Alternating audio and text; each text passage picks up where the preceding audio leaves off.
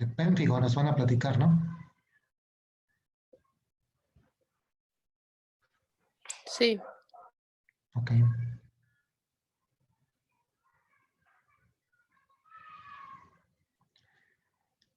Perfecto. Pues, pues les escuchamos, chicas. ¿Sí se ve? Sí, sí se Sí. ve. Adelante. Bueno, nosotros les vamos a hablar sobre el pénfigo vulgar.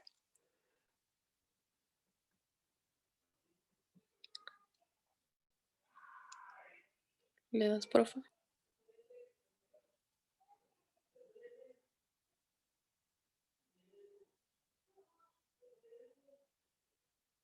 Bueno, la definición es que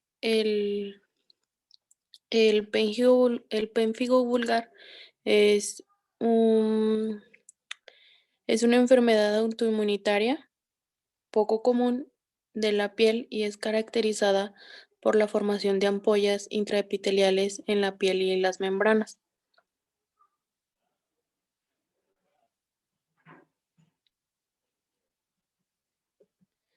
Bueno, en sus aspectos históricos,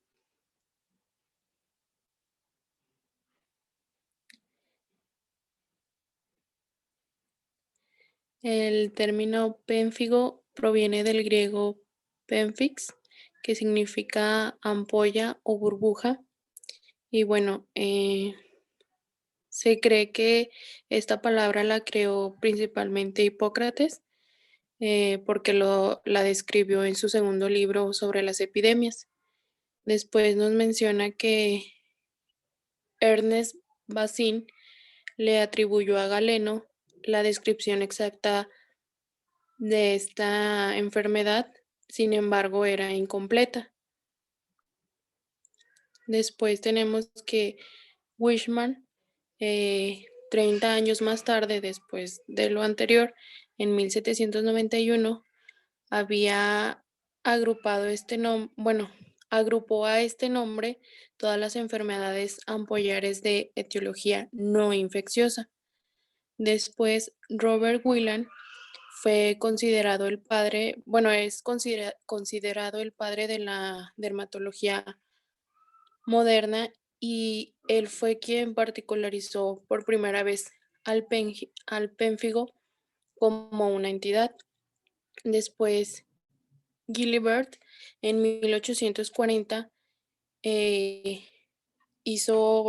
escribió una monografía sobre la enfermedad abandonando la terminología de el anterior de Whelan y retomando a la del pénfigo, los clasificó en dos modalidades, que fue crónico y agudo.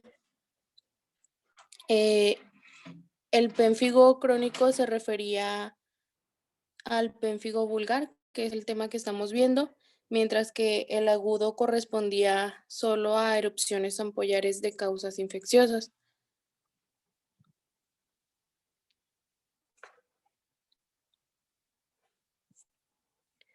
Eh, Después, no se conocía acerca de su patogénesis hasta 1964 y fue con el descubrimiento de la técnica de inmunofluorescencia en donde Beuter y Jordan demostraron la existencia de autoanticuerpos de los tipos de la IgG.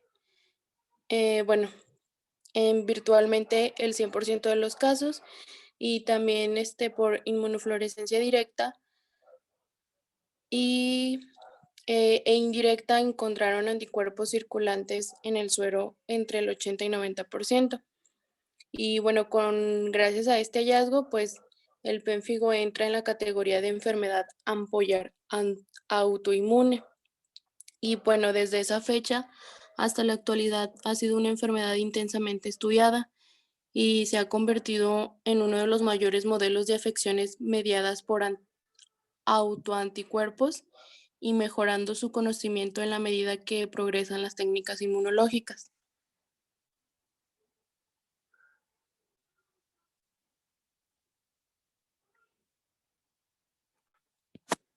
Bueno, en su epidemiología Eh, el pénfigo vulgar suele aparecer en pacientes de mediana edad, encontrándose más entre edades de 50 y 60 años.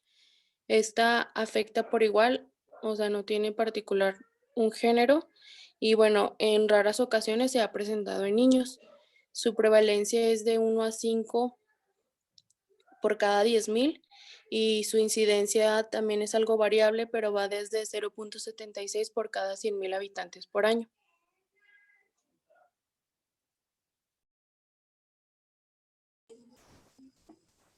Bueno, su etiología no es como que totalmente conocida, pero se cree que es por la interacción entre factores genéticos y ambientales lo que desencadenan esta enfermedad. Tienen que estar combinados porque si existieran solamente los genéticos, no se cree que no se desencadenaría. Esta enfermedad se encuentra en el grupo de enfermedades autoinmunes asociadas al complejo mayor de histocompatibilidad. Bueno, la característica patogénica de este es que es, pues, como ya mencionó ahorita mi compañera Jazmín, la formación de autoanticuerpos, principalmente de los IgG subclase, que van a reaccionar con la región aminoterminal de las desmogleínas, que están situadas en el desmosomas de superficie celular de los queratinocitos, sobre todo la desmogleína 1 y la 3.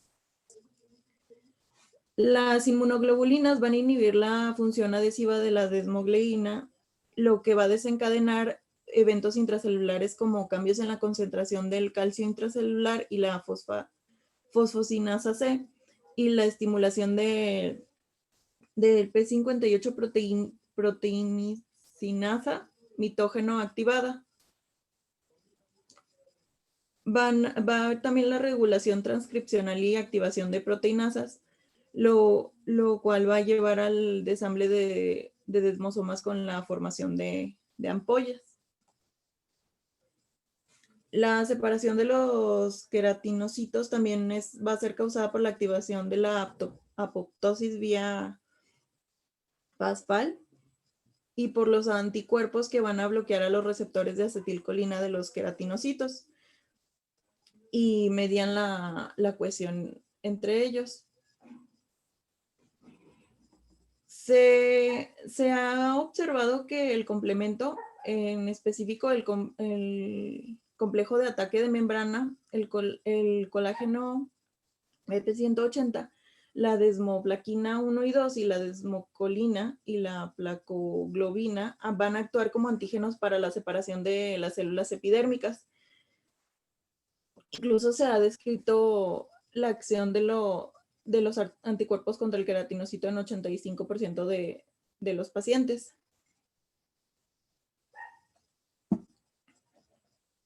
Se han realizado estudios para poder ir confirmando la patogénesis del pénfigo vulgar y se ha confirmado esto de la intervención de los autoanticuerpos. Los estudios que se han realizado han sido en ratones recién nacidos que se le transfieren anticuerpos séricos.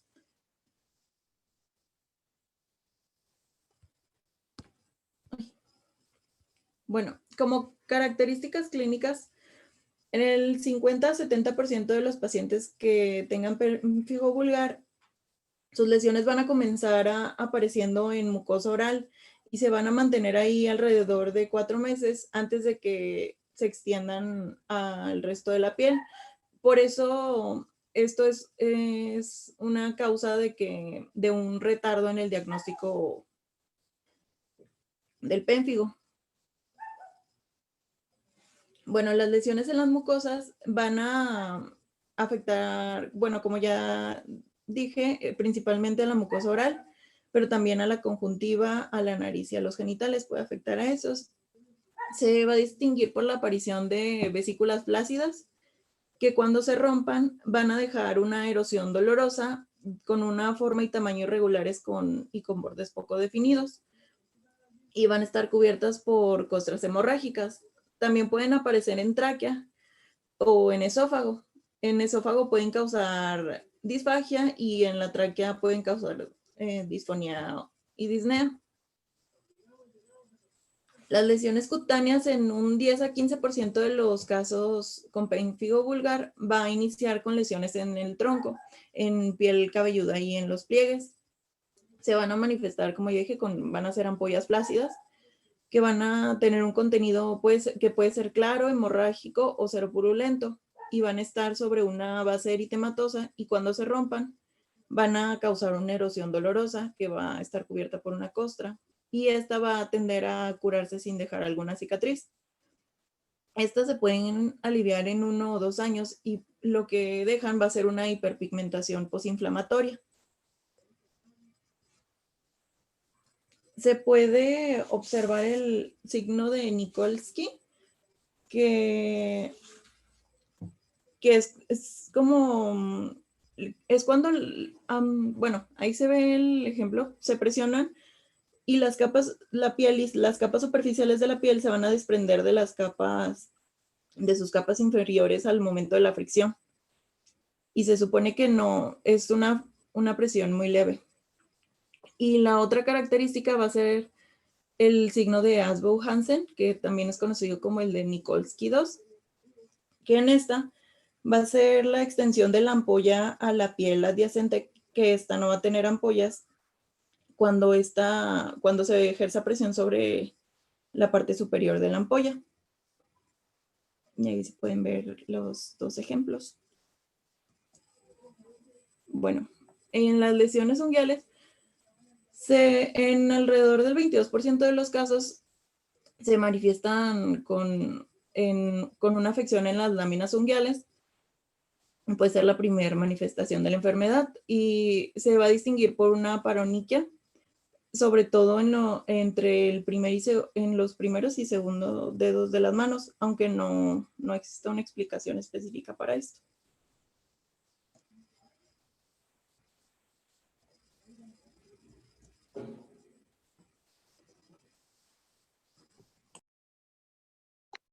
Bueno, yo les voy a hablar sobre el diagnóstico.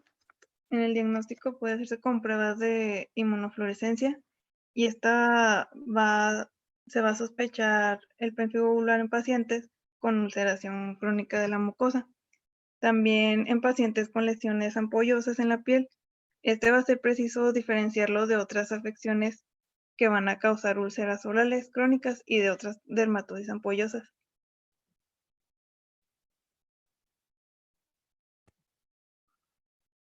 ¿Qué sigue, por favor?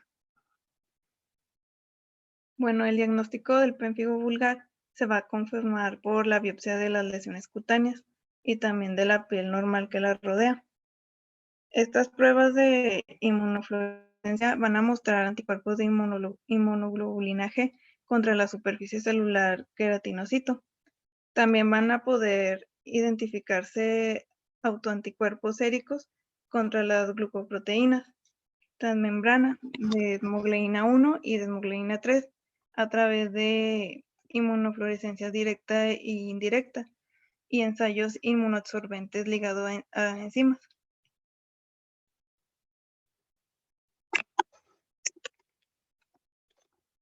En su tratamiento vamos a tener que va a estar encaminado para disminuir los síntomas, o también va a buscar prevenir las complicaciones, especialmente las infecciones, que pueden ser antibióticos y antimicóticos para poder controlar o prevenir las infecciones.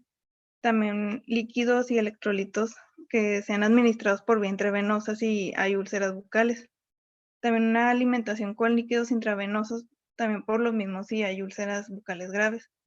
Tabletas bucales anestésicas para así reducir el dolor. Los analgésicos y el alivio del dolor local no es suficiente.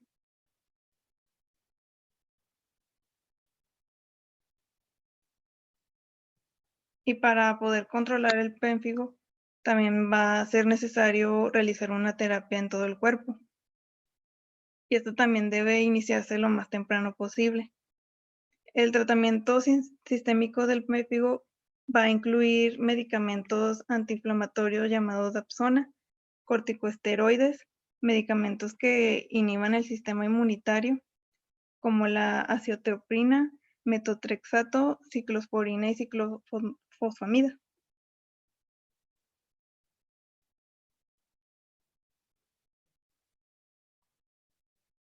También tenemos que los antibióticos van a poder usarse para tratar o prevenir las infecciones.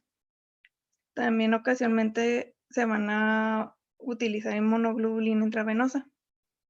Las plasmaféresis se va a poder utilizar junto con medicamentos sistémicos para poder así reducir la cantidad de anticuerpos en la sangre. También los tratamientos de úlceras y ampollas pueden incluir lociones que calmen o desencadenen los apósitos húmedos.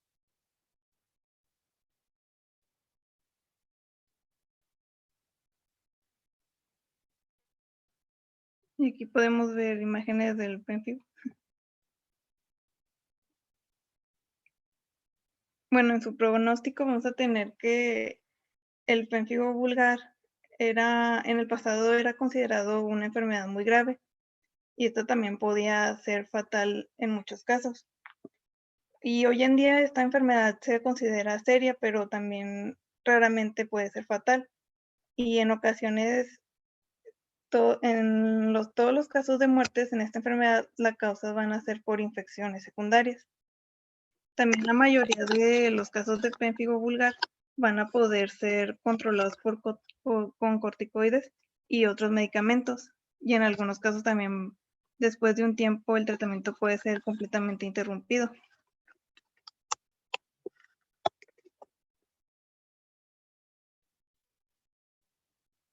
También estos medicamentos van a poder causar algunos efectos secundarios que pueden ser graves. Y el pénfigo y su tratamiento puede ser debilitante y también puede resultar en mucho tiempo perdido en el trabajo, pérdida de peso, pérdida de sueño y también estrés emocional. También los grupos de apoyo pueden ayudar a los pacientes a lidiar con esta enfermedad.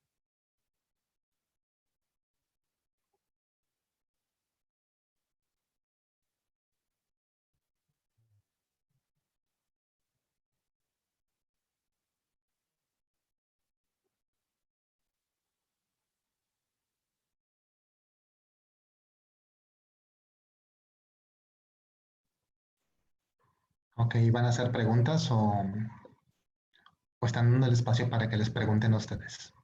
No, tenemos nada más 3 preguntas sencillas. ¿Mm? Bueno, la primera es,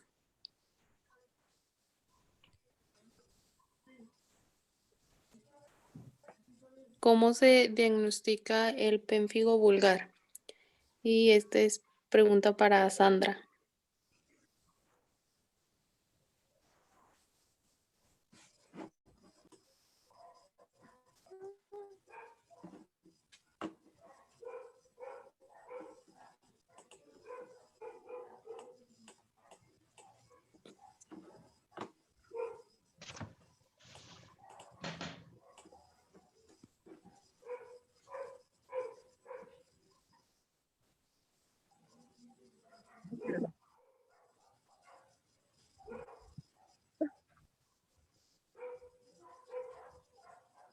¿Sí escuchó la pregunta, Sandra?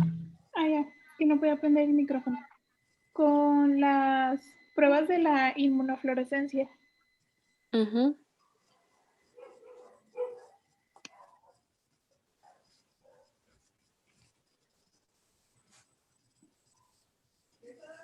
Bueno, la segunda pregunta es, menciona 2 puntos del tratamiento para disminuir los síntomas. Itzel, ¿puedes contestar esa pregunta? ¿Puedes repetirla, por favor? Sí. Menciona 2 puntos del tratamiento para disminuir los síntomas. Una es con antibióticos y antimicóticos para poder controlar o para poder prevenir. Y la otra, pues, alimentación con líquidos intravenosos. Ujú.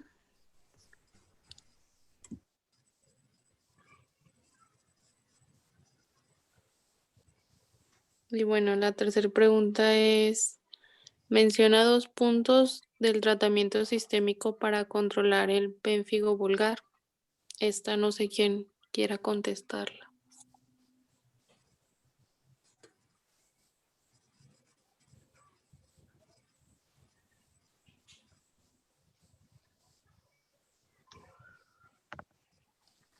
sería la dapsona y corticosteroides.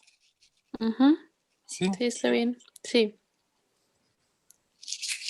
Y ya sería todo por nuestra parte, doctor. Ok, gracias.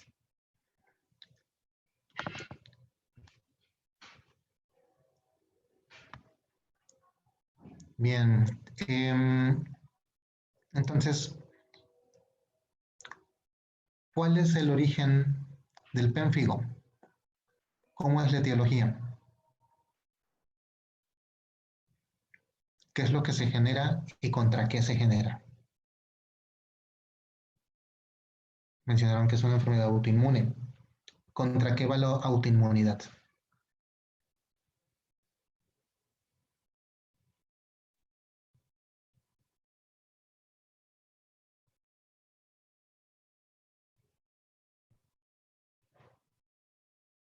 Contra las mismas desmogleínas. Contra una proteína llamada desmogleína. Hay una familia grande de desmogleínas. Hay muchos tipos de pénfigo. El vulgar es el más común. Vulgar, porque entiéndase vulgar como común. Y, y al ser el pénfigo vulgar el más frecuente, estamos hablando de prácticamente 5 de cada 6 pacientes con pénfigo tienen pénfigo vulgar. O sea, el 85% de la población con pénfigo resulta que es pénfigo vulgar. Es más raro el seborreico, el pénfigo foliáceo, el pénfigo subagudo, etc. Pero es muy frecuente el pénfigo vulgar. Y prácticamente la gran mayoría de los pénfigos van dirigidos, se genera una autoinmunidad contra las desmogleínas. ¿Y para qué sirven las desmogleínas? Son de las mediadoras del desmosoma que para que se puedan mantener la adherencia de las células. Ok, los desmosomas entonces participan en la adherencia de los epitelios, en la adherencia entre las células, lo que permite que se mantengan juntos y teniendo una forma los tejidos. Si tenemos anticuerpos, inmunoglobulinas G contra la desmogleína, casi siempre la desmogleína 3, vamos a tener la separación de los tejidos, la lisis prácticamente proteica, que va a originar que se empiecen a despegar los tejidos. Y no va a ser raro que el paciente pueda tener, por mera fricción, se le empiece a desprender la piel. ¿Cómo se llama esta lesión en patología o cómo se llama esta lesión patológica donde los tejidos se separan entre sí por anomalías de los queratinocitos en sus desmosomas? Es la lesión característica del pénfigo.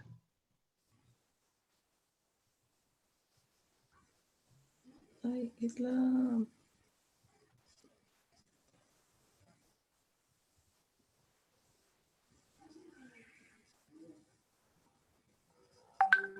acantólisis. La acantólisis es la lesión característica en el pénfigo vulgar y es la separación directa de los tejidos.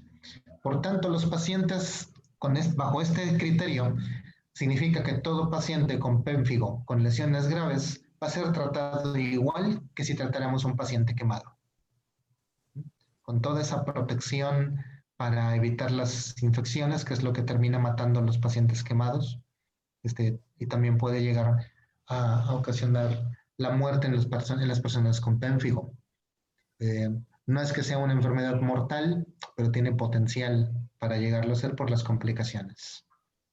Y pues su manejo es con esteroides principalmente, es lo que se suele dar, y algunos moduladores de la respuesta inmune, pero pues casi siempre es el manejo con esteroides. Muy bien. El equipo que sigue.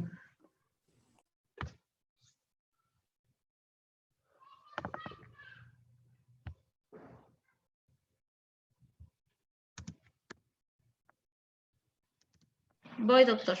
Esclerosis. Esclerosis múltiple, porque hay varios tipos de esclerosis.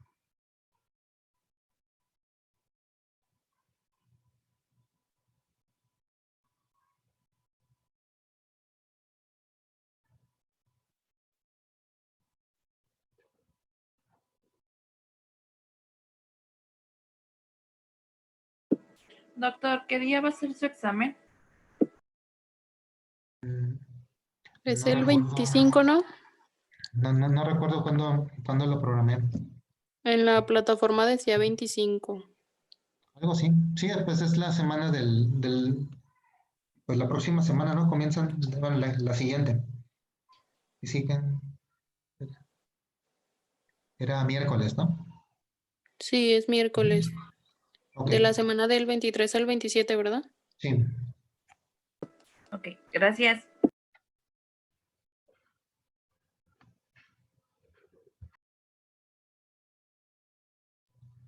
Muy bien, pues adelante, chicas, con su presentación. Bueno, nosotros, como ya dijo el doctor, vamos a hablar sobre la esclerosis múltiple, que es una enfermedad autoinmunitaria crónica, inflamatoria, desmielinizante del sistema nervioso central. Se presenta en individuos genéticamente susceptibles e involucran factores inmunológicos como anticuerpos, el complemento y mediadores de la respuesta innata.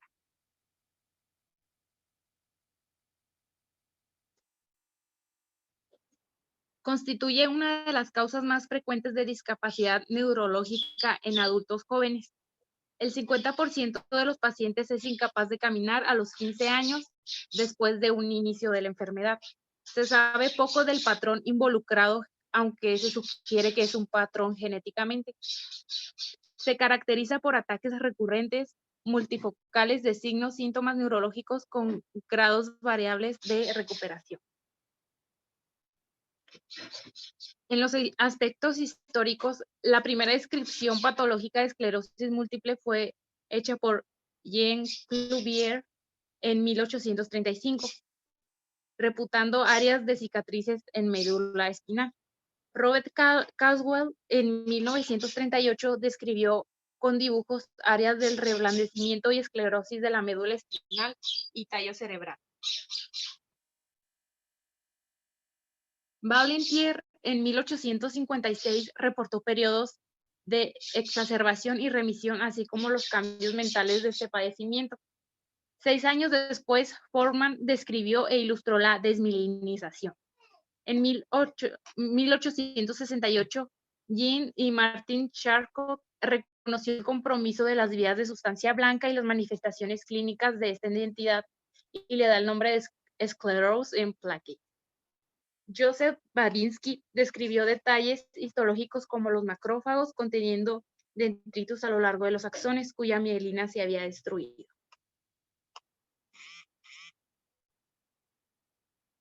En los años 60 se demostró experimentalmente el bloqueo de la conducción en fibras desmielinizadas, con hallazgos similares en el sistema nervioso central con transmisión intermitente y regular de impulsos eléctricos. Se encontró relacionado con un mayor número de canales de sodio expuestos, lo que es similar a lo encontrado en fibras dañadas en la esclerosis múltiple. Bunch en 1961 demostró la remielinización y su relación con el reblandecimiento de la conducción.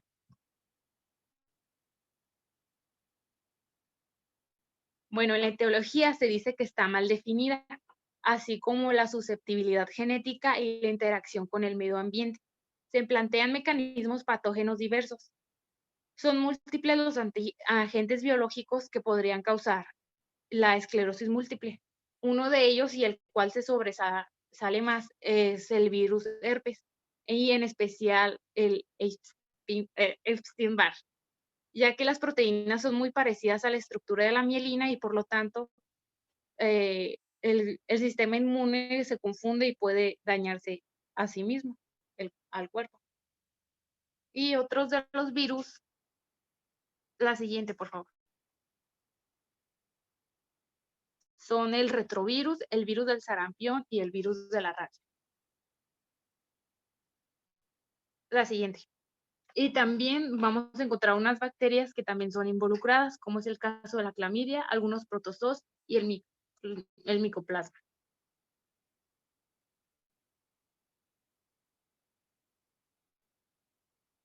Ahora en los datos epidemiológicos, la esclerosis múltiple es la enfermedad neurológica crónica más frecuente en adultos jóvenes. es necesaria la aparición de un factor ambiental que aparece antes de los 15 a 16 años de forma de una infección leve o inaparente y con un sustrato genético de susceptibilidad. Algunos estudios familiares reflejan que la esclerosis múltiple es de 10 a 50 veces más frecuente cuando se encuentra un familiar que es afectado por esta misma enfermedad.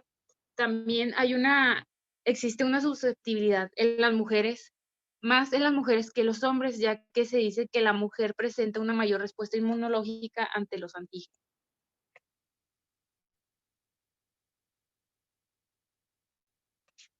Otros factores que ya había dicho, los ambientales, se dice que por los climas fríos y se manifiesta más en el norte que en el sur, por lo mismo que es más helado.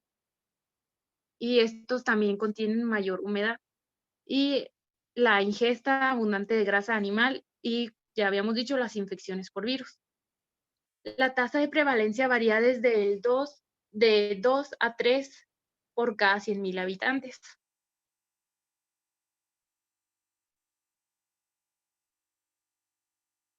En México su prevalencia es de 1 a 6 por cada 100.000 habitantes en 1970, sobre una población de trabajadores del Estado, con un aparente incremento gradual hasta 1993 de 10 a 13 veces.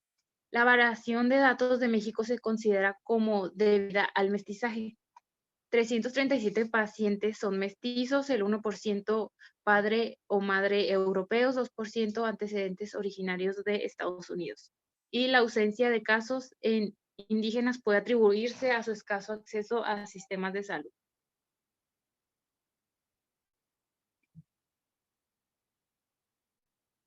Se piensa que aquellos sujetos genéticamente predispuestos sobre los que incide cierto factor ambiental desconocido, se pone en marcha una cascada de reacciones inmunes de tipo humoral que desencadenan el brote de esclerosis múltiple.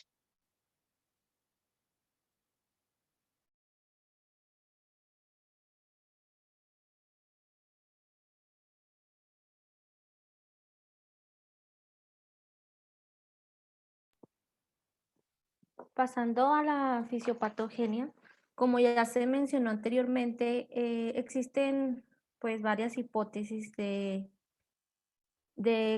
cómo es que se genera la esclerosis múltiple, ya que existen varias predisposiciones como genéticas y factores ambientales, pero aún pues no es muy conocido. Se cree que provocarían que las células T sean autorreactivas. Esto va a ser tras un periodo de latencia y pues esto provocaría que exista un factor sistémico local. Como se mencionó también, pues es una enfermedad autoinmune y los antígenos van a estar en la mielina del sistema nervioso central. Esta va a ser caracterizada por una inflamación, desmielinización, daño axonal y remielinización variable.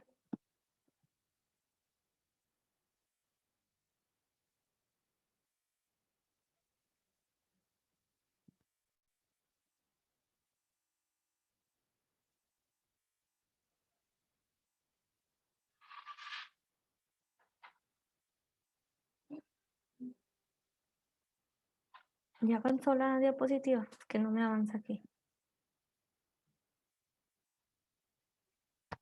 No, todavía sigue la misma.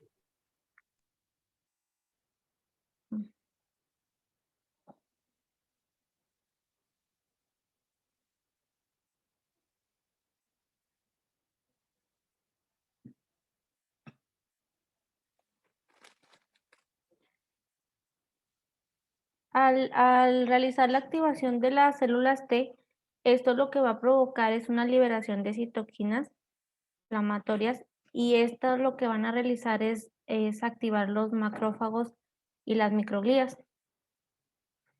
Los macrófagos van a ser los responsables de las lesiones que van a ocurrir por la esclerosis múltiple. Estos van a ser los responsables de fagocitar la mielina y van a promover la desmielinización activa por secreción de citoquinas, lo que se va a desencadenar lo que es el factor de necrosis tumoral, inmunoglobulinas 6, las inmunoglobulinas 1, radicales libres de oxígeno y enzimas proteolíticas. Estas van a actuar como células presentadoras de antígenos a los linfocitos T y es lo que van a hacer que estos se reactiven. Y por eso es que van a atacar lo que son las vainas de mielina y por ende los oligodendrocitos, que son los que generan estas vainas de mielina. La desmielinización provoca el lentecimiento o bloqueo de la conducción nerviosa por desaparición de la conducción saltatoria y existe una exposición de los canales de potasio de la membrana axónica, que estos normalmente deben de estar cubiertos por mielina. Y pues al no estar cubiertos van a ir causando prolongación de periodo refractario y esto es lo que explica que los pacientes con esclerosis múltiple tengan fatiga.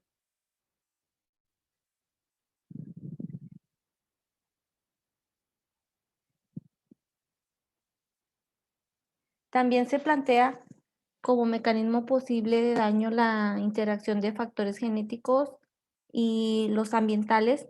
Estos lo que hacen es permitir que las células T y anticuerpos del sistema nervioso dañen lo que es la barrera hematoencefálica y es por eso que se produce el daño.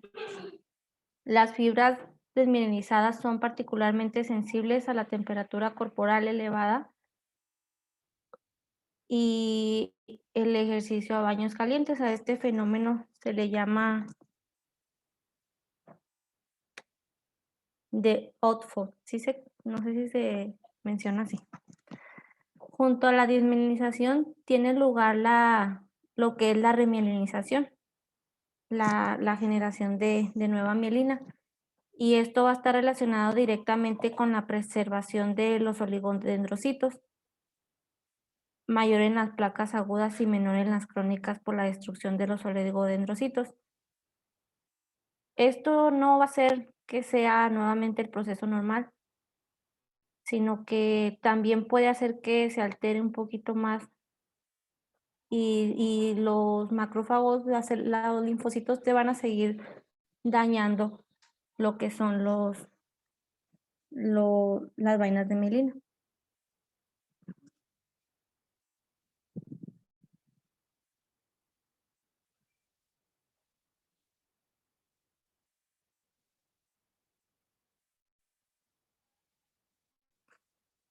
Los síntomas paroxísticos son debidos a la diseminación lateral del impulso nervioso por los axones que van a estar desmielinizados. La recuperación rápida de la función puede ser debida a la acción tardía de vías axonales alternativas a remielinización o aumento de canales de sodio internodales.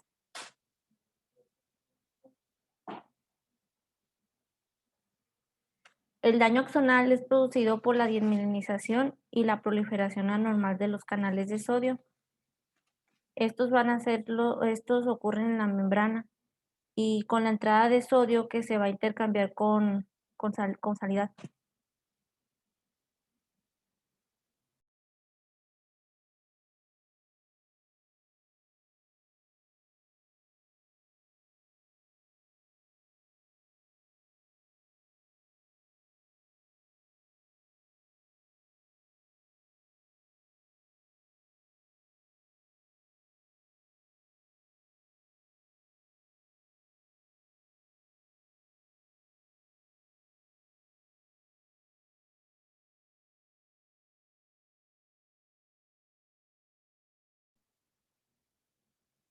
¿Sí me escuchó?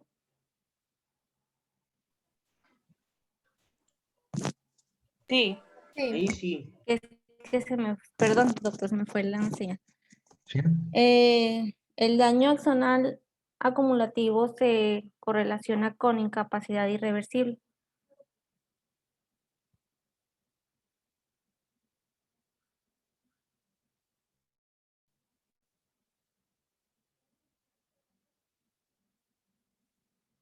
En las manifestaciones clínicas van a existir trastornos sensitivos motores en uno o más miembros.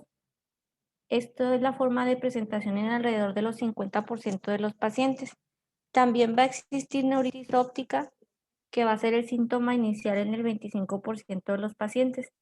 También va a estar presente la diplopia por oftalmología internuclear. Va a existir ataxia, síntomas paroxísticos como la neuralgia trigeminal, y esta se va a presentar en el 10% de los casos. También va a existir vejiga neurogénica, fatiga, disartria, nistagmo y vértigo. También observación de los síntomas que van a ser atribuibles a esta enfermedad. Estos van a ser cambios en los exámenes neurológicos que duren más de 24 horas. Van a tener una estabilidad previa de 30 días y van a tener ausencia de fiebre. Y estos pues no van a regresar en forma espontánea. La frecuencia promedio de estos brotes o exacerbaciones es de 0,1 a 1 por año. La remisión puede ser completa y las formas clínicas van a estar presentadas en remisiones y exacerbación en un 80%, crónica progresiva en un 10%, benigna en un 10%, y pocos casos que se han reportado de esclerosis múltiple aguda de tipo de Marfan.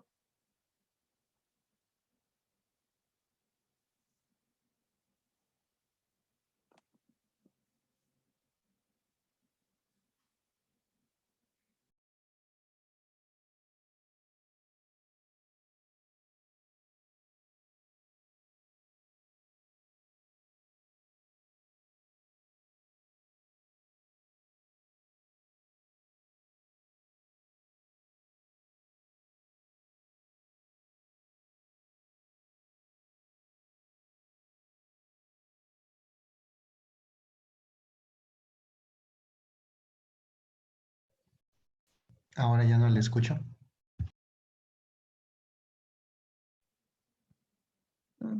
Es que sigue Mili, doctor, pero creo que también se le fue el internet, que estamos teniendo muchas fallas técnicas.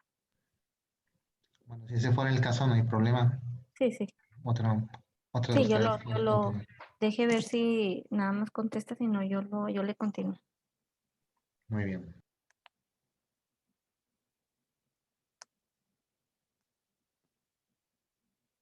Ok, bueno, en el diagnóstico es fundamentalmente clínico. Este se demuestra la diseminación en tiempo y síntomas y se excluyen otras enfermedades. Los síntomas típicos van a durar de 24 horas y pueden presentarse en forma de brotes, en forma progresiva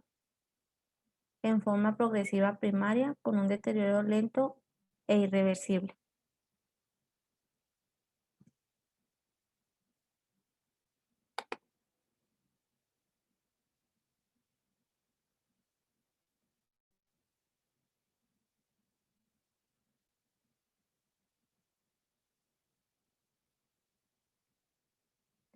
En los criterios de diagnóstico de McDonald, en las formas en la esclerosis múltiple, en la clínica vamos a tener de 2 o más, bueno, vamos a tener clínica, brotes o lesiones objetivas y requerimiento adicional para el diagnóstico.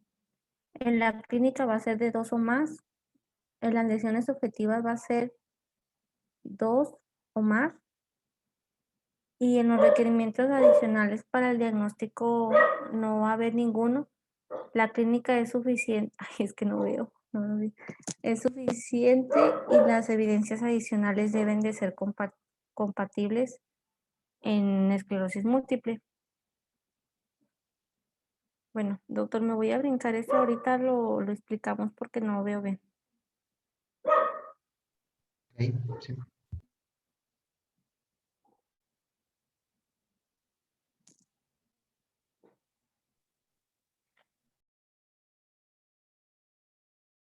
Bueno, el líquido cefalorraquídeo informa el estado inflamatorio del cerebro y de la barrera hematoencefálica. Y es imprescindible el diagnóstico. Puede ser normal, pero suele presentar una pliocitosis inferior a 50 con predominio de linfocitos T e hiperproteinorraquia inferior a 110 miligramos sobre decilitro. Los aumentos del consciente de albúmina del líquido cefalorraquídeo, albúmina del suero y de la inmunoglobulina G indican una síntesis intratecal.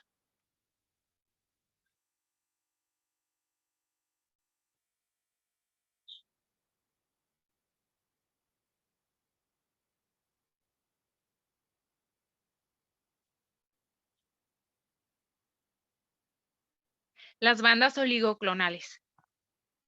Las denominadas bandas oligoclonales, detectadas por isoelectroenfoque en gel de policramida, que se puede observar hasta en un 95% de los pacientes, aunque puede existir falsos positivos para otras enfermedades como infecciones virales o crónicas del sistema nervioso central, el síndrome de Guillain-Barré.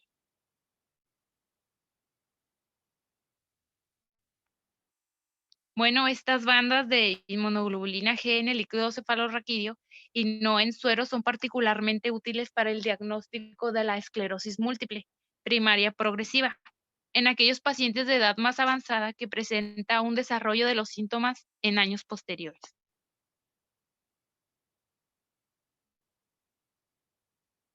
La resonancia magnética nuclear. Es la prueba más sensible, sirve para determinar la extensión de las lesiones y de diferenciar la naturaleza aguda de lesiones que aparece como hipointensas en T1, un tipo de proyección con galolinio o crónica, lesiones hiperintensas en T2.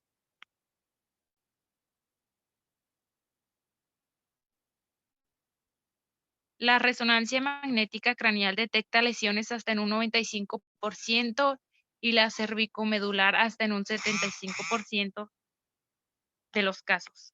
El paso del contraste a través de la barrera hematoencefálica significa que está permeable y que se está produciendo inflamación. Los potenciales invocados informan sobre el correcto funcionamiento de las vías sensoriales visual, auditiva y somatosensitiva, así como de las motoras. Su utilidad radica en descubrir vías afectadas que todavía no han provocado manifestaciones clínicas.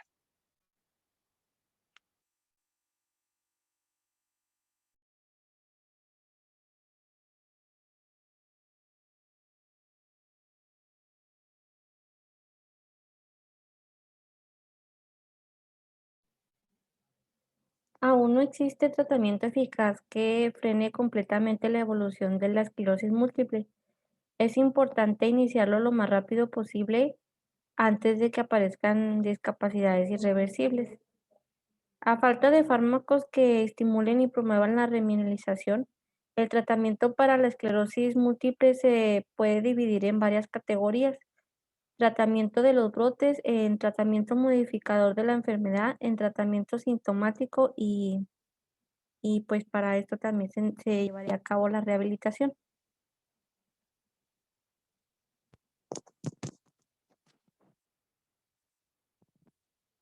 En los tratamientos de los brotes, los glucocorticoides van a representar la primera línea ante la aparición de un brote. Estos se administran por vía intravenosa a altas dosis durante 3 o 5 días. El efecto que van a generar estos es reducir la intensidad y acortar la duración de los ataques. Y aunque no está demostrado que esto afecte en la evolución a largo plazo. En el tratamiento modificador de la enfermedad, su principal objetivo es reducir el número de brotes y sus secuelas, así como frenar la evolución de la enfermedad. Vamos a tener el interferón beta, acetato de glatiramer, natalizumab, mitosantrona. Estos fármacos son especialmente eficaces en las formas remitentes, recidivantes y secundariamente progresivas.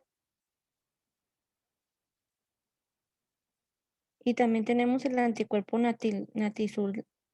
natalizumab, perdón, debido a su asociación con leucoencefalopatía multifocal progresiva.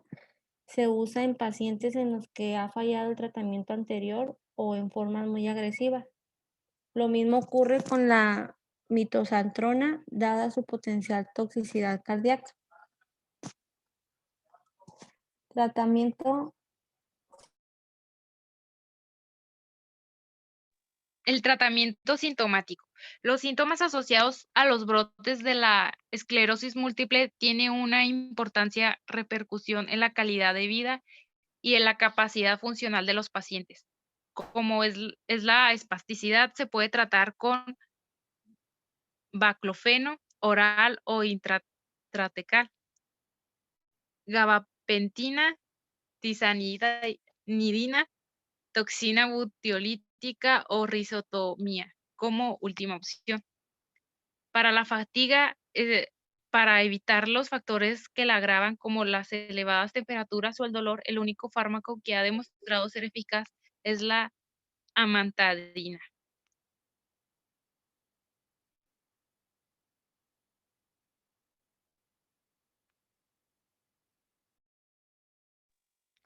Para el dolor, dependiendo del tipo de dolor, se pueden usar tanto antiepilépticos como la carbamazepina o antidepresivos tricíclicos como la amitriptilina. En los casos en los que no haya respuesta, se puede presentar recurrencias a la cirugía risotomía. Disfunción vesical, se administran anticolinérgicos para evitar la hiperreflexia del detrusor. También puede ser efectiva la administración de toxina butiolítica. Ataxia y temblor, se usará isoniazida, carbamazepina o levetiracetam. Para la depresión, los fármacos elegidos son los antidepresivos tricíclicos o los ISRS, como fluoxetina o paroxetina, junto con terapia cognitiva conductual. ¿Qué es ISRS?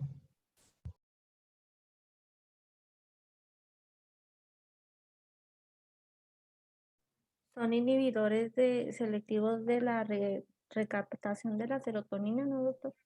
¿Y cómo funcionan? Son como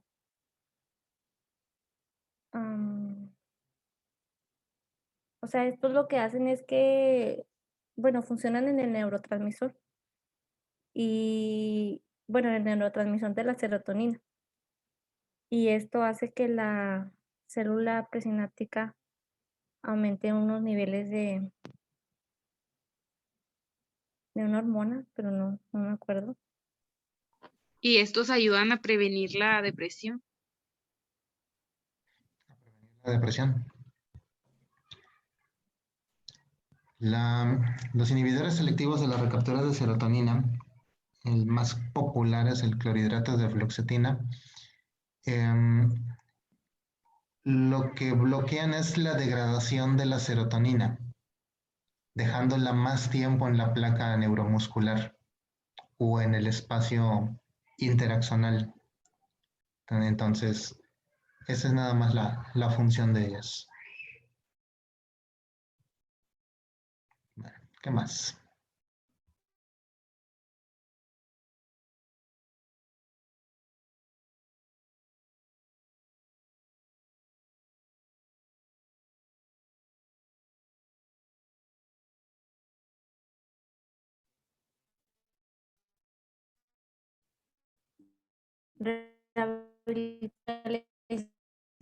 tanto a nivel físico y psicológico.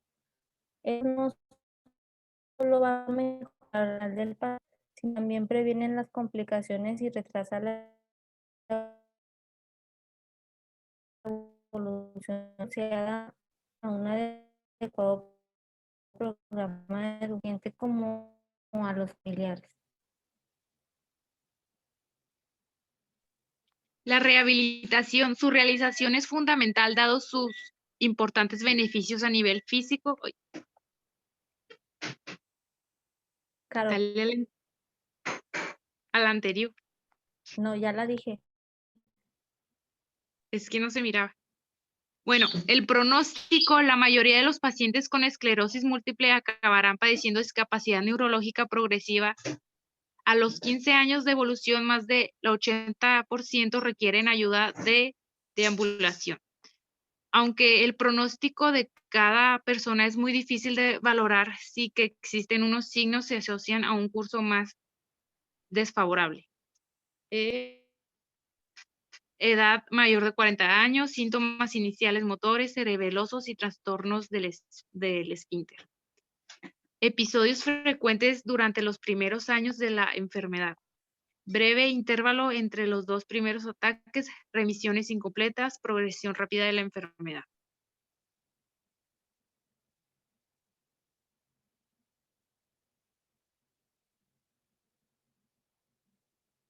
En un pequeño porcentaje los pacientes sufren una variante llamada benigna, puesto que nunca llegarán a desarrollar discapacidad neurológica si tras 15 años de evolución todavía no muestran afección neural, seguramente no lleguen a su.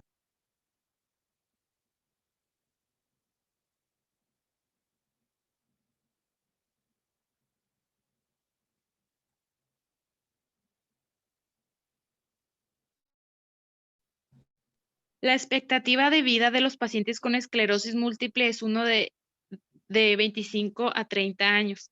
La causa de muerte suele ser debida a una complicación de enfermedad por infecciones, aunque no debe olvidarse que la tasa de suicidios en una población es muy elevada.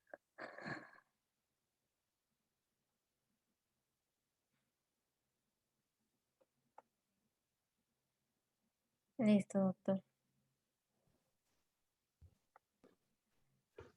Estamos listas para sus preguntas. ¿Sí? Ok. ¿Sí entendieron el tema? Yo sí lo entendí un poco. ¿Han visto personas con esclerosis múltiple? En general, para todo el grupo. ¿Conocen a alguien con esclerosis múltiple? No. Yo sí, pero realmente nunca la he visto en un estado Bien, pero se mal, ve la he visto normal. normal. Ujú. Así es. Las personas con esclerosis múltiple, la presentación de su cuadro clínico es episódico. Van a tener momentos en el año en donde se van a ver bastante afectados y después pueden pasar mucho tiempo en que van a tener una vida normal, aparentemente, porque van a presentar varias características. El cuadro clínico es más frecuente en mujeres, no así quiere decir que no haya hombres, sí también los hay, pero es mucho más común en las mujeres, por lo que se piensa que puede haber algún tipo de componente hormonal. También el cuadro clínico se desarrolla desde etapas tempranas, en la etapa adulta, en la edad adulta. Entonces suelen ser adolescentes, mujeres, las que van a desarrollar primero estas manifestaciones. Y las primeras características suelen ser alteraciones visuales. No es que tengan ceguera, pero de momento pueden tener anomalías en donde se altere la visión. Desde el hecho de que puedan comenzar a ver cambios en los colores momentáneos, puedan comenzar a ver como si estuvieran siempre un vidrio esmerilado frente a ellas. Pueden tener algunas alteraciones bien curiosas que para mucha gente darían miedo. Pueden comenzar a estar caminando y simplemente empezar a ver que todo se empieza a volver más pequeño. o todo empieza a crecer. Todo lo empiezan a ver en dimensiones muy grandes. Hay muchas otras características. Hay algo que se denomina fenómeno de Uthoff, que es el que mencionaban hace un momento. El fenómeno de Uthoff,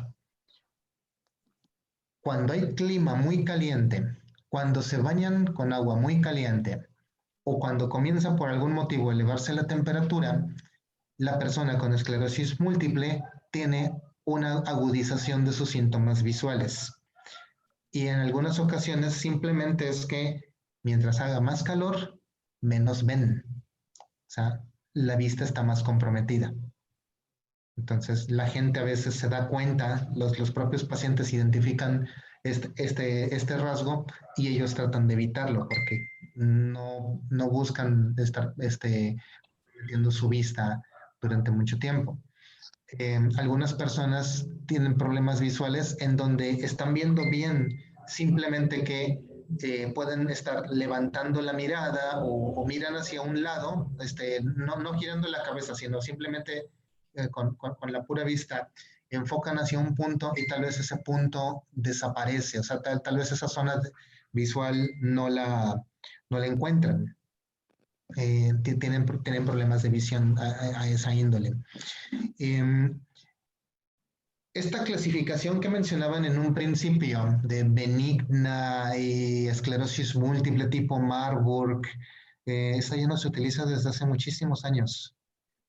O sea, tuvieron que haber consultado una bibliografía bastante antigua para ver esa, porque ya desde hace como 40 años se utiliza esta que también comentan ustedes, que es la primaria progresiva, secundaria progresiva, remitente recurrente, secundaria persistente recurrente, y es la que se utiliza más para poder predecir los pronósticos con las personas.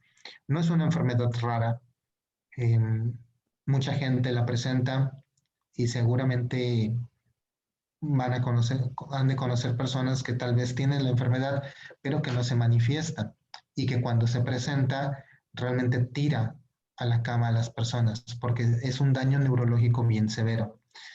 ¿Y por qué se llama esclerosis múltiple? Porque en la imagen de resonancia magnética, cuando se utiliza medio de contraste con gadolínio, se van a hacer visibles unas placas blancas en las cortezas cerebrales y una sustancia blanca. Estas placas son las placas escleróticas clásicas de la esclerosis múltiple, que pueden afectar no solamente el sistema nervioso central a nivel del encéfalo, sino que también pueden comprometer la médula espinal. Hay gente que presenta, cuando hablamos de remitente recurrente, pues se presenta el cuadro clínico, le dura unas semanas, quizá un par de meses, de ahí se le quita durante mucho tiempo. Pasan 1 o 2 años y vuelve otra vez a presentarse el mismo cuadro clínico. Y entonces, esto es bien delicado porque las personas pueden entrar en periodos de discapacidad que les hace perder su trabajo.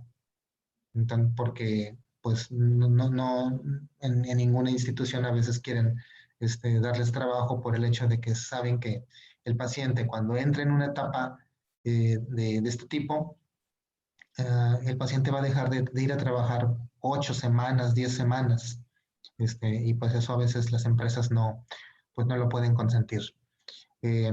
Otras etapas, cuando estamos hablando de primarias progresivas, secundarias progresivas, el paciente tiene su cuadro clínico, le dura cierto tiempo, mejora, le va bien durante mucho tiempo y la siguiente vez que tenga otro cuadro clínico, otro evento de esclerosis múltiple, va a volver a presentarse pero con mayor intensidad y puede mejorar y la siguiente vez que se vuelva a presentar va a tener más intensidad y así puede ir agravándose más las manifestaciones clínicas hasta que en una de esas puedan terminar matando al paciente.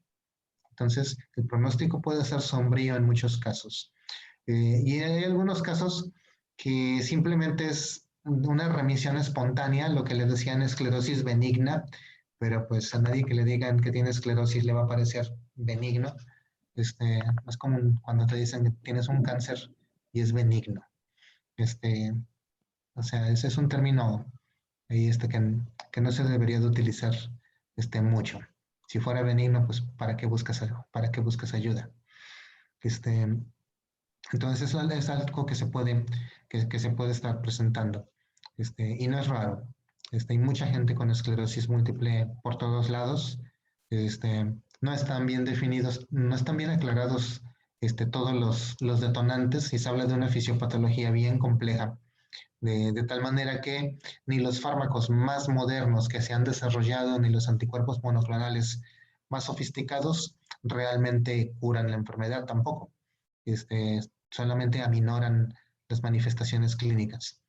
Y bueno, pues cada vez que se administran fármacos contra la esclerosis múltiple, también se desencadena una serie de efectos indeseables bien llamativos que también ponen en riesgo a los pacientes, porque es el hecho de bloquear al sistema inmunológico, y se bloquean un montón de citocinas que el propio sistema inmunológico, a manera de contrarrestar ese efecto, produce también factores que tratan de bloquear al fármaco que se le está administrando. Entonces, son situaciones delicadas, pero es algo bien común, como para que siempre lo tengan allí presentes. Es bastante frecuente. Seguramente a lo largo de su carrera van a conocer personas con esclerosis múltiple que van a estar tratadas, van a estar bien, pues, con una muy buena calidad de vida, pero de momento ustedes ven que desaparecen esas personas, y resulta que están teniendo un cuadro ya de un brote de esclerosis múltiple que se les presentó. Muy bien. ¿Algún otro comentario? ¿Alguna otra pregunta?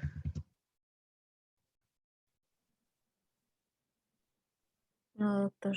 Gracias. Ok, pues aquí le dejamos entonces. Pues continuamos entonces el martes. Que tengan muy buen fin de semana. Hasta el martes, Hasta doctor. el martes. Igualmente, buen fin de Igualmente, semana. doctor. Doctor.